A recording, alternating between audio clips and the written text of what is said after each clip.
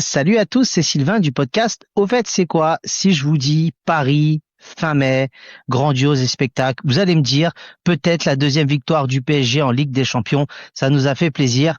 Mais on va surtout parler du tournoi qui nous faisait rater les révisions au moment de nos examens et on parle de Roland Garros. Alors, qui dit Roland Garros dit classement. Et avec Thierry, on s'est posé la question en quoi correspondaient exactement les classements ATP pour les hommes et WTA pour les femmes. Et qui de mieux que Thierry pour nous apporter cette réponse. Mais au fait, Thierry, c'est quoi les classements ATP et WTA?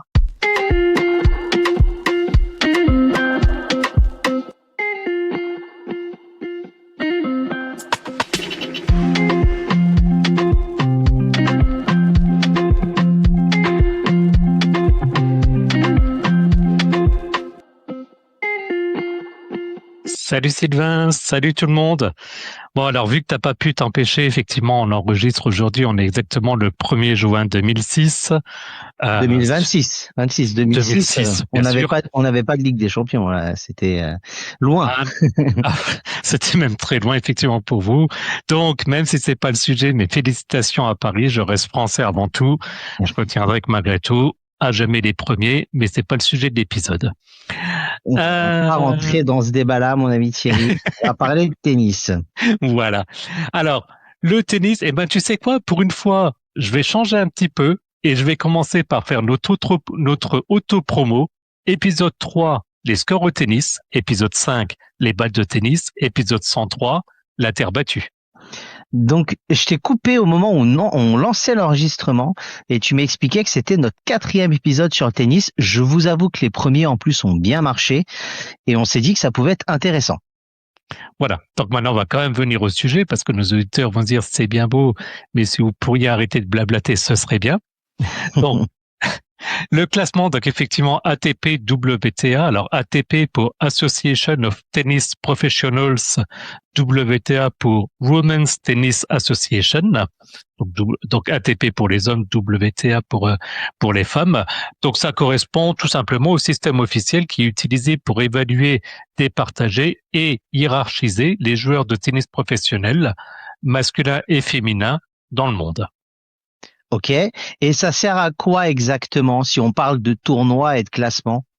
Alors, en fait, quelque part, c'est assez simple. C'est en fait le juge de paix du circuit. En fait, c'est ce classement qui termine si un joueur a le niveau pour entrer directement dans le tableau principal des grands tournois.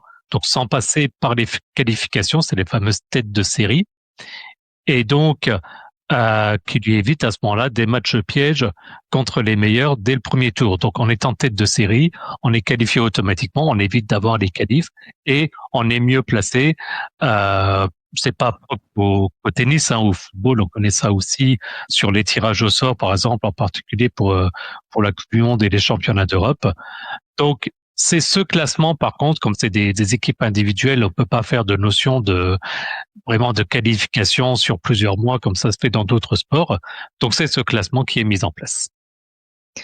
Alors, avant de parler comment fonctionne, parce qu'il a l'air d'avoir un règlement un peu particulier, le classement WTA et ATP, quoi de mieux d'abord, Thierry, que de parler de l'historique, la création de ce classement? C'est ça, moi, que je veux savoir. Voilà, toujours un petit point historique, ça fait jamais de mal. Bon là, ça va être simple, hein. La création, en fait, ça a été introduit officiellement en août 1973. En fait, avant sa création, les critères d'inscription et les têtes de série des tournois, c'était en fait décidé de manière, on va dire, un peu opaque et arbitraire, donc au pifomètre ou à l'arrangement, par les directeurs de tournois eux-mêmes. On n'irait pas jusqu'à dire que ça sent la magouille, mais Pas loin. bon, c'était pas très carré à mon avis, quoi. Après, voilà. Donc du coup, l'ATP, qui correspond en fait au syndicat des joueurs qui a été fondé en 1972, a voulu imposer un système informatique, objectif et transparent, basé uniquement sur les résultats sportifs, donc de manière à ce que ce soit neutre. Et le tout premier numéro 1 mondial de l'histoire, c'était le Roumain Ilie Nastase. J'imagine qu'on prononce comme ça. Ilya Nastase est grand joueur hein, dans l'absolu. J'aurais pensé que ce serait plus tôt que 1973, tu vois. Ça reste assez tardif au final, mais c'est vrai qu'à l'époque, à mon avis, il devait y avoir du copinage, de l'inscription, de la tête de série en fonction de la nationalité et autres, et il fallait quelque chose de plus structuré pour pouvoir faire avancer et évoluer le tennis. Alors, là, moi, je me pose la question, Thierry, comment ça marche? Parce que moi, je sais, pour connaître un petit peu que, en fonction de l'année, tu peux faire des résultats dans un tournoi et tu dois défendre ces points que tu as eu l'année suivante. Si t'es pas là, tu perds beaucoup de points. Enfin, ce qui fait que parfois, tu peux te retrouver numéro 1 mondial sans jouer ou vice-versa. Comment ça fonctionne, Thierry? Voilà, tout est dit. On peut passer au paragraphe suivant. Écoute, je te remercie. Non, donc, mais en gros, c'est ça. C'est-à-dire que le système, il repose sur une logique de points glissants qui fonctionne en fait en 3 étapes. Donc, la première étape, c'est le principe des 52 semaines. C'est ce que tu as dit. Le classement, en fait, il est mis à jour chaque lundi. Et en fait, c'est pas une simple addition de points qui s'accumulent au fur et à mesure du temps et de manière illimitée. En fait, les points gagnés lors d'un tournoi ne sont valables que pendant 52 semaines, donc 1 an. Et donc, au bout d'1 an, ces points expirent et le joueur doit, entre guillemets, les défendre. Donc, autrement dit, un joueur qui cumule un certain nombre de points et qui joue pas pendant 52 semaines, finalement, il termine à 0. Et il va rétrograder très grandement dans le classement, surtout s'il avait fait des bons résultats l'année précédente, quoi. Exactement. Donc un autre exemple, c'est un joueur qui gagne un tournoi en mai cette année, donc il empoche les points correspondants, j'y viendrai après. L'année suivante, donc admettons mai 2027, ces points, du coup, ils lui seront automatiquement retirés. Donc s'il veut conserver son total, il doit réitérer la même performance. Et s'il perd plus tôt dans le tournoi, son total de points, forcément, il chute. Et il y a une importance parce que là, on est en plein tournoi du Grand Chelem. Il y en a 4.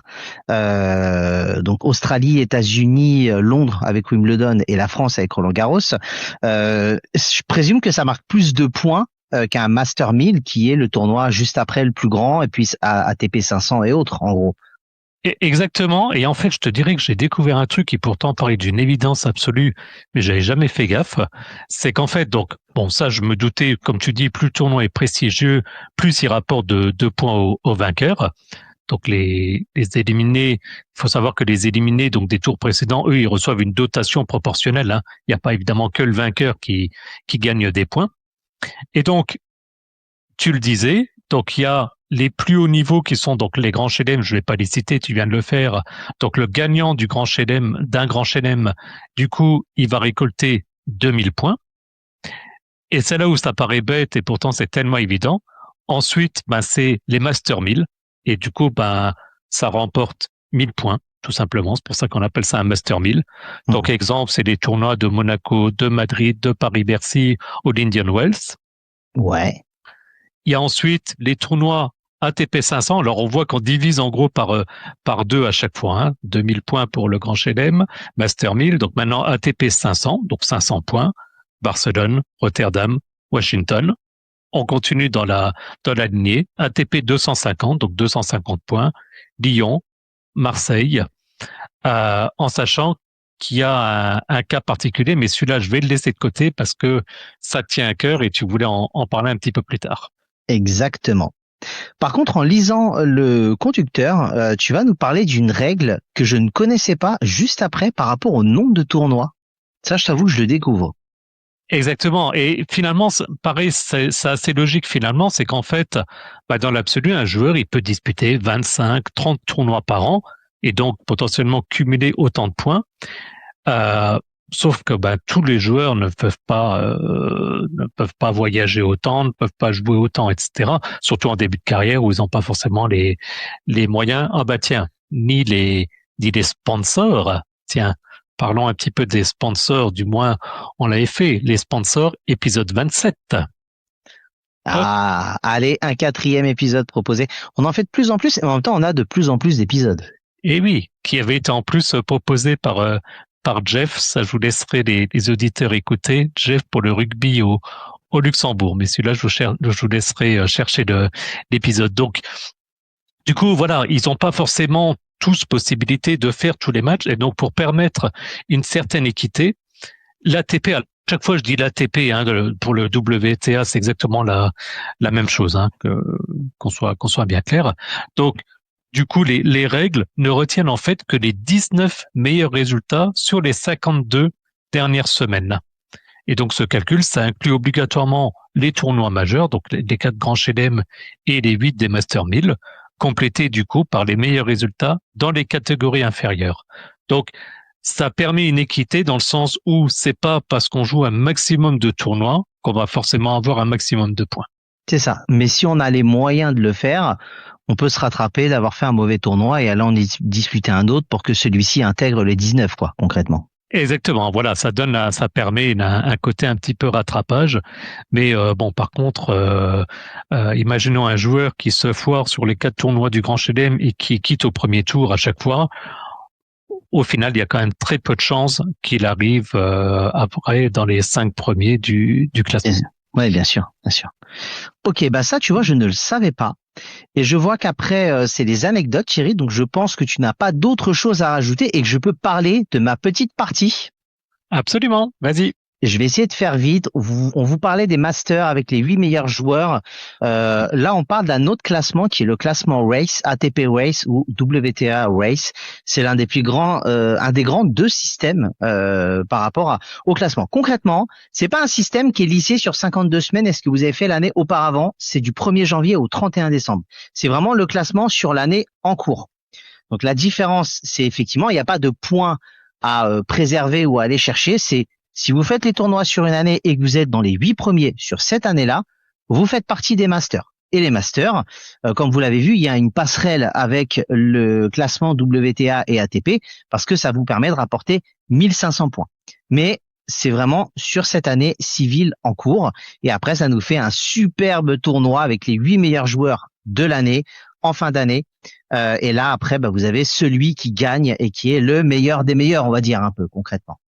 C'est ça. Et juste pour être sûr, on est d'accord, quand on dit sur l'année, donc c'est sur l'année civile, donc du 1er janvier à, pas au 31 décembre, parce que ça s'arrête avant, mais et je crois que ça joue vers le mois d'octobre-novembre, quelque chose comme ça. Ou alors c'est plutôt même, c'est peut-être même novembre, peut-être parfois même début décembre. Je confirme ça, mais c'est quand même en fin d'année quoi qu'il arrive. Voilà. Et ça clôture la saison qui se réouvre de mémoire en janvier avec l'Open d'Australie, qui est le premier grand tournoi du Grand Chelem.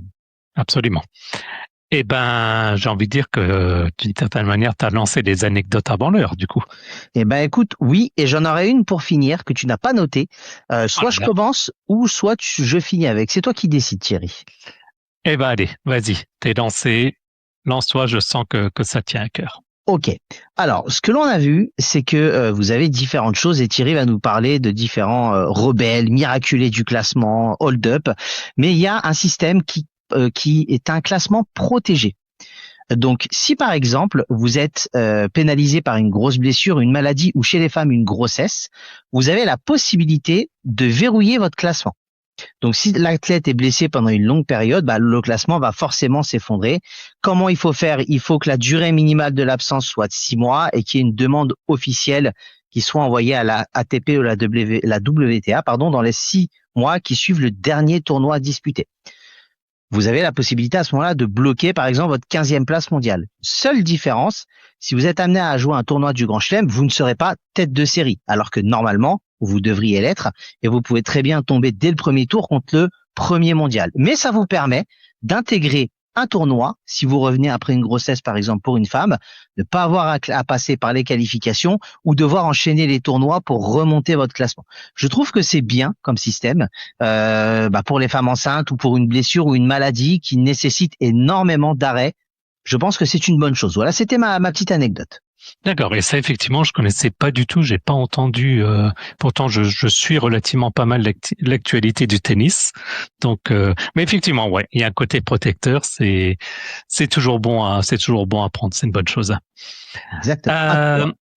Et ben du coup effectivement on va commencer par les anomalies du trône de numéro 1.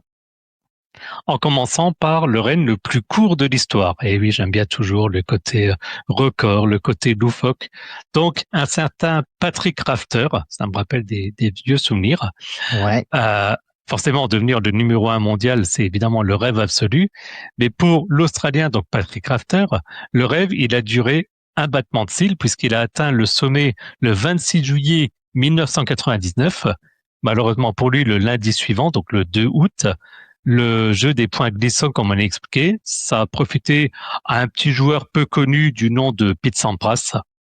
Ça doit pas parler un grand monde. Non, très peu. Donc du coup, Rafter, il est resté numéro 1 mondial pendant exactement une semaine. Je sais que Santoro l'a été parce qu'à un moment ils avaient fait une mise à jour où il y avait eu un peu une mise à jour du classement. Il avait gagné le premier tournoi et pareil, il était resté très très peu de temps. Je vous trouverai l'anecdote, on la mettra peut-être sur Twitter, mais en tout cas, Patrick Rafter, numéro 1 mondial éphémère, mais très beau joueur dans l'absolu. On le mettra même sur le Discord, comme ça, les gens pourront même réagir directement, ça sera plus simple. Exactement. On continue avec Patrick Rafter, du coup, parce qu'il y a eu une injustice de bug informatique.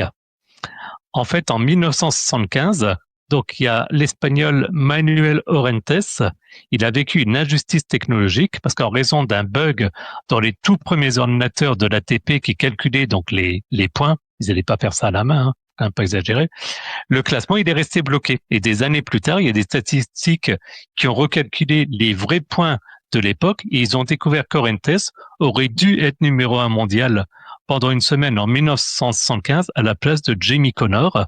Donc l'ATP et il faut savoir que l'ATP n'a jamais rectifié officiellement le palmarès. Ok, ça je savais pas, tu vois. C'est quand même moche. Je disais qu'on allait reparler donc de Monsieur Rafter. En l'occurrence, il y avait un numéro 1 qui boycottait en fait une surface, à savoir du coup le gazon. Donc Thomas Muster, il est devenu numéro 1 mondial en 1996 grâce à des performances hallucinantes sur terre battue. Terre battue, on l'a dit, on en a parlé dans l'épisode 103. Le problème, c'est qu'il détestait tellement le gazon qu'il a tout simplement boycotté les terrains à base de gazon et donc en particulier le plus grand, à savoir Wimbledon, à plusieurs reprises au sommet de sa carrière. Donc à nouveau, Wimbledon, tournoi du coup du Grand Chelem, donc 2500 points. Et donc 2000, pardon. Et il avait déclaré au micro que le gazon était fait pour les vaches, pas pour le tennis. Alors moi, je me souviens parce que j'ai beaucoup suivi le tennis à cette époque-là. Thomas Muster, qui était autrichien, gaucher avec une frappe, un coup droit de la main gauche qui était assez dévastateur. Et j'avais entendu cette histoire de Wimbledon et en tout cas, il faisait forte impression sur terre battue. Ça c'est clair. On va finir par un autre joueur. Toi, c'est lui qui t'a marqué. Moi, s'il y a un joueur que j'avais suivi et que j'adorais, c'était le Croate Goran Ivanisevic, qui, de mémoire, avait un service absolument monstrueux.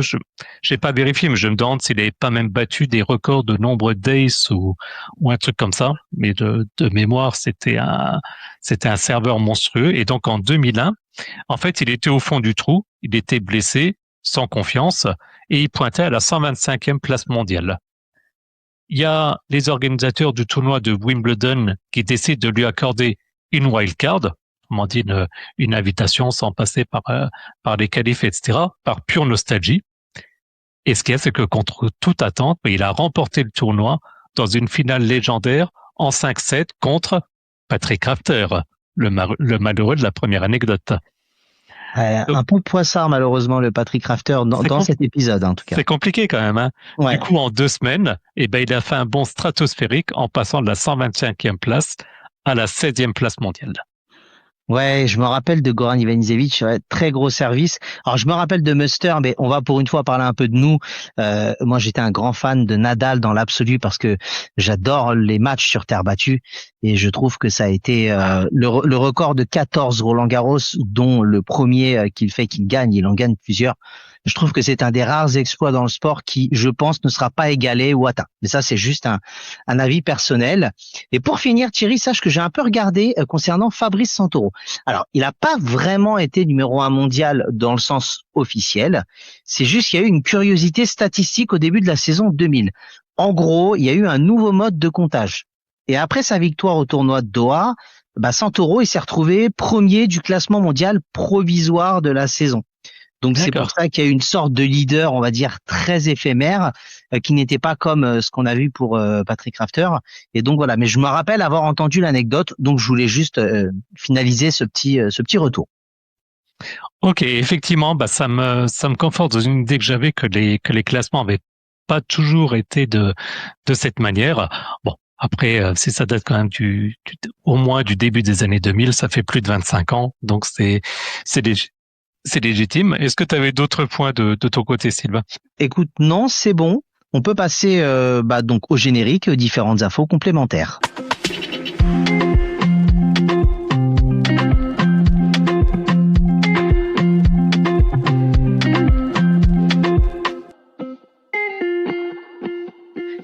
C'est toujours Sylvain du podcast Au fait c'est quoi. Merci Thierry pour ta préparation et ta belle présentation de ce classement ATP et WTA. Comme d'habitude, on nous retrouve sur Twitter X anciennement Twitter, pardon.